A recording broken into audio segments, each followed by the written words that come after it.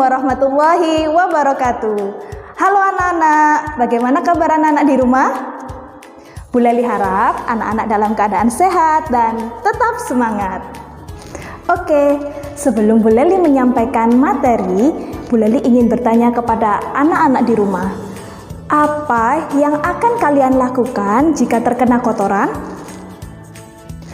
Betul, yang perlu anak-anak lakukan adalah membersihkannya, atau yang biasa kita sebut dengan bersuci. Maka pada hari ini Bu Leli akan menyampaikan materi yang berjudul dengan Toharoh atau bersuci. Toharoh artinya bersuci. Bersuci itu dilakukan oleh semua orang Islam. Hukum bersuci adalah wajib, dan Allah mencintai orang-orang yang suci dan bersih. Nah, sekarang Bu Leli akan menjelaskan macam-macam bersuci. Bersuci itu ada dua macam. Yang pertama, bersuci dari najis, dan yang kedua, bersuci dari hadas. Yang pertama, Bu Leli akan menjelaskan tentang contoh dan macam-macam najis. Contoh dari benda-benda najis adalah ada bangkai, darah, nanah, kotoran hewan, kotoran manusia, dan air kencing.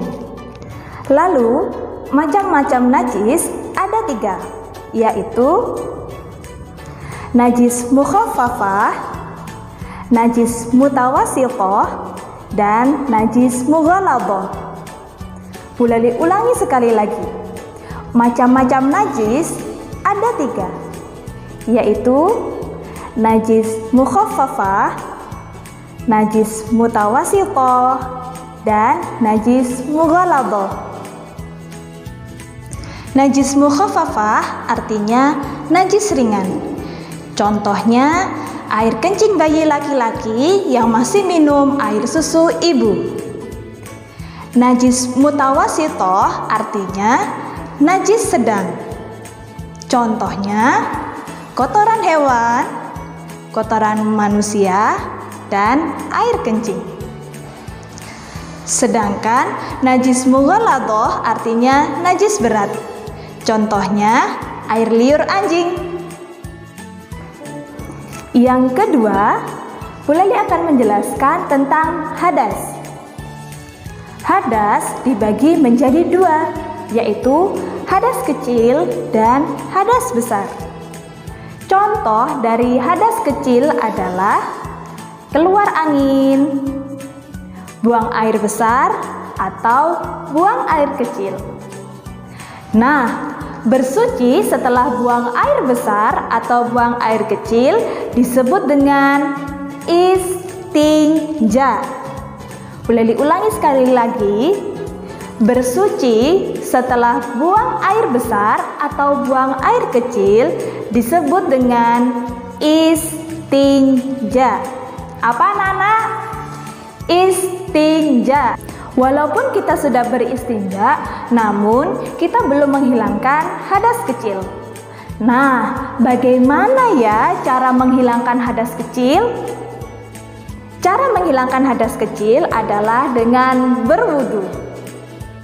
Berwudu menggunakan air, karena air merupakan alat utama untuk bersuci.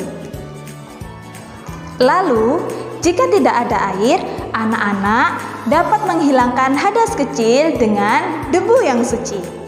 Menghilangkan hadas kecil dengan debu yang suci disebut dengan tayamum. Disebut apa anak-anak? Disebut dengan tayamum.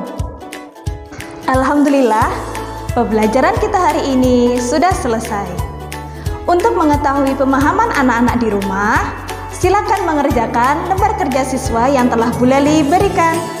Terima kasih atas perhatiannya, dan pesan terakhir dari Bu Leli, tetap rajin beribadah, semangat belajar, dan jangan lupa tetap jaga kesehatan. Wassalamualaikum Wassalamualaikum warahmatullahi wabarakatuh. Dadah.